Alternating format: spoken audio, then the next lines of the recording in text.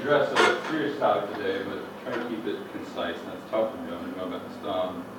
And I'll start by saying at the close of the Constitutional Convention on the 17th of September, 1787, Benjamin Franklin was approached by this woman on the steps of the convention floor as they were walking out, and she said, "What government have you created?"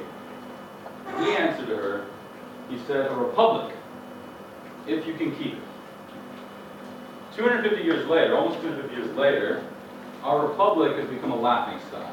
Politics and political discourse that used to be associated with the higher principles that define our society have devolved into elementary name-calling, divisive hatred, and sound bites, and there's none of the principle that there used to be.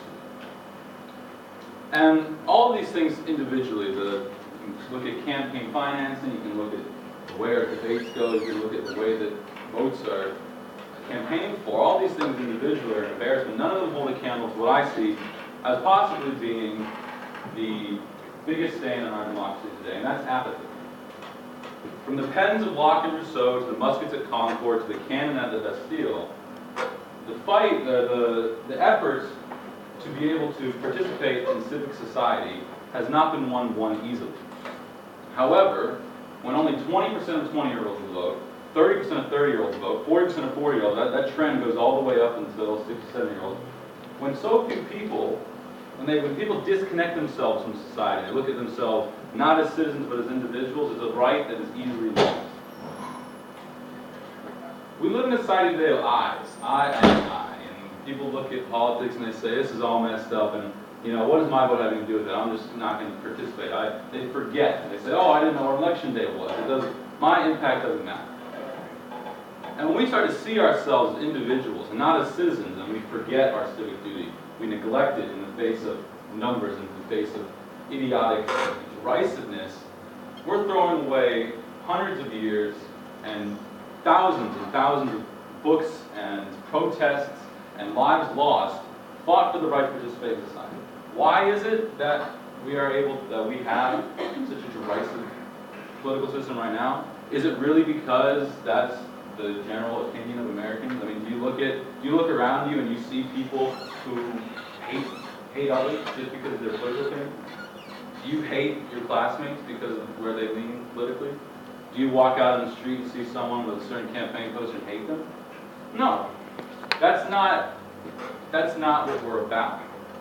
But when an opinionated few dominate the electorate, it makes it very easy for our representatives to skew the legislation of the country over in an apathetic manner. Apathy, I would almost argue, is possibly the worst civic crime that you can commit. I don't care, I'm not telling you I don't care about your political position. I don't care whether or not you're going to vote for X or Z or this party or that party. I just care that you care. Too many people have put down their lives and too many people have dedicated their lives to the effort to give you the right to vote, to give you the ability to participate in society, to have your voice heard, for people to forget, for people to not care. And to my own surprise, there's a lot of people here at the Citadel, a school dedicated to the military. I mean, not everybody here serves in the military. But how is it that we can be surrounded by the kind of people here who are willing to put down their lives? They're not putting down their lives for an arbitrary country, for an arbitrary nationalistic idea, for an arbitrary identity.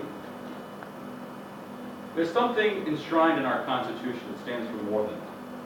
And earlier on that day, on the 17th of September, 1787, Benjamin Franklin went before the Constitutional Convention, and he said openly, his first lines of his speech was, essentially, I don't agree with what is in this Constitution, and I never will. I will not agree with any of you here. I think that there are critical flaws to this, but I'm going to vote for it. Why? Because it represented, at the time, and I would argue even until today, the best manifestation of a people's ability to participate and take control of their government. Not take control of their government, but be able to dedicate their lives, and dedicate their participation in society to something to serve their own interests. And to look at that kind of Republican tradition, that kind of democratic spirit, and then in the modern world say that I forget. It's the separation I find between an individual and a citizen. These things are not necessarily mutually exclusive, but I think they're things that are very easily separated. You don't have to be a citizen, not be an individual. You don't have to be an individual, not be a citizen. The two have to work together, and they complement each other. And I think that now, as we're looking at possibly one of the most contentious elections ever, you look at some of the campaign violence that's happening at the rallies, you look at the way the debates are being streamed, you look at the international reaction. 28% of people in New York in a recent poll said that they would emigrate to Canada if Donald Trump got elected. A similar number said that they would do the same if Hillary Clinton got elected. People are willing to leave the country if the person they don't like gets elected, but they're not willing to be able to be part of the change.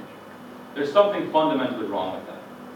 Now again, I don't care what your political leanings are, I only care that you care. And we're making a big decision real soon. And we're going to make a lot of big decisions in the future. And before everybody steps back and says, oh, and the system's broken, oh, it's so hard, oh, you know, it's just derisive, and what does my vote matter? I'm one of 300 million. Yes, you are one of 300 million. But once one person starts saying they don't care, once one person says that they don't matter, it becomes real soon until 80% of 20-year-olds don't vote. It becomes 70% of 30-year-olds don't vote. And suddenly, an opinionated few rule over an apathetic many. And if that is not the death of democracy, I don't know what is.